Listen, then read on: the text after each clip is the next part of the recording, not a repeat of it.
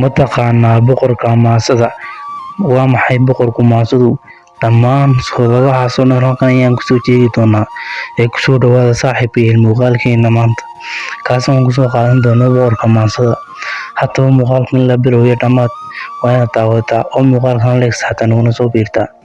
Boqorka maansadu waa gabayga oo ah qaybta koowaad ee maansada, murti ahaan iyo miisaan ahaanba ugu hanaqaadsan uguna heer sareysa qaybaha maansada. Gabaygu waxa uu leeyahay luqo gooni ah oo uu kaga duwan yahay qaybaha kale ee maansada. Waxa kale oo uu leeyahay xaraf-raac u gooni ah oo ah ugu yaraan 2 meeris kasta. Taasina waa astaan uu gabaygu leeyahay uuna kaga soocan yahay qaybaha kale ee maansada. Waxaa jira qayb maansada ka mid ah oo loo yaqaan masaafo. Xaraf-raaceedu 2 meelood ayuu u kala hase ahaatee gabaygu waxa uu ku habdhac duwan yahay. Gabaygu waxa uu ka mid yahay 3 nooc oo raggii hore uga maansoon jireen, 3 oo kala ahaa gabay, geeraar iyo masaafo. 3dan qaybood oo kala raggu isugu yimaadaan waxaa loogu jeclaa uguna xiisaha badnaa gabayga. Arrimaha gabayga laga tirin jiray waa in badnaa, waxaana ka mid ahaa guubaabada, goodiga, hanjabaadda, habaarka, ducada, ammaanta, cayda, calaacalka, baroordiiqda, kaftanka iyo xifaalada.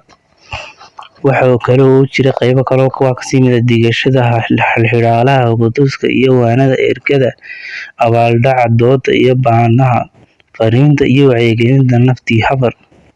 Haddaba xilliyadii dambe kaalintii gabayga waxaa la wareegtay heesta oo loo qaado awooddii hal-abuurnimo. Meeqaam hoose ayaa ay ku dhacday.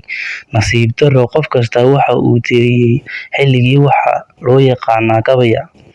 Gabaygu waxa uu ku iman jiray sabab iyo munaasabad muhiim ah oo kalifay in hal-abuurku gado. Waagii hore Soomaalidu aqoon bay u lahayd maansada oo ninkii geeraara iyo ninka jiifta curiyay mid kastaba bulshadu waa ay ku kala taqaanay qaybaha maansada.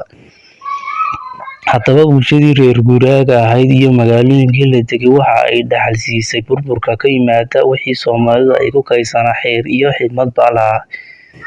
Taasi waxa ay keentay in bulshadii laga helo dad badan oo aanay u kala soocnayn gabay, geeraar iyo buraanbur toona, ama u wada yaqaana gabay. Taa oo yaab ku noqotay dadkii xeerka murtida ka yaqaanay. In badan oo ka mid ahaana dareenkii waxa ay ku miisaameen ama siyaabo kala duwan u sugaan. Haddaba gabaygan uu tiriyay Abwaan Axmed Colaad Digaale oo ka mid ahaa gabayada ugu baroordiiqda isbeddelka ku dhacay maansada waxa uu yidhi: Axmedow, muddo baan ka hadhayn hawlihii gabayga, ma hawaysto maansada haatan waa hayn jiray. Haweenkii buraanburi jiray iyo dhaantadii heesta, iyo niman halwadaas oo sidii sabi hantaaqeeya, iyo qodadan heellada tuntoo heer lagu joogsaday. Afkase waxaan higaagaaba markuu heliga diidaye. Halka iyo hiraabtii xalay iyo hadimada maanta, wax ii huriyey mooye qalbigii soo harkeli waaye. Ragga haadan joogiyo murtida u hanqaltaagaya, iyo odayadeenii hore iyo eelka lagu hooyay. Hal-abuurka Soomaaliyeed, nin iyo heerkiisa. Hawraarta maansada haddaan hab uga faalloodo, hadda uma sinnayn aadanuhu tan iyo Haabiil. Raggunbaa hoggaanka u hayay oo loo hanayn jiray. Haddiise maanta weel loo helo hame laga dhaanjay, waa nin iyo haantii iyo markay hibata laabtaadu. Hadal iyo hibaba waa inay kala hufnaadaan, mana hagaagto xaajadu haddaan habro handaynin. Hadhowgiisa oo madhan ninkii faraska heegaystay, hanfigiyo dabayluhu dhucuu ku haban doonaaye. Sidii heego roob iyo cirkuu halaleeyay.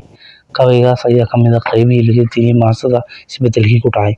Haddaba qaybo badan oo ka mid ah ayaynu muuqaaladan soo dhignaa.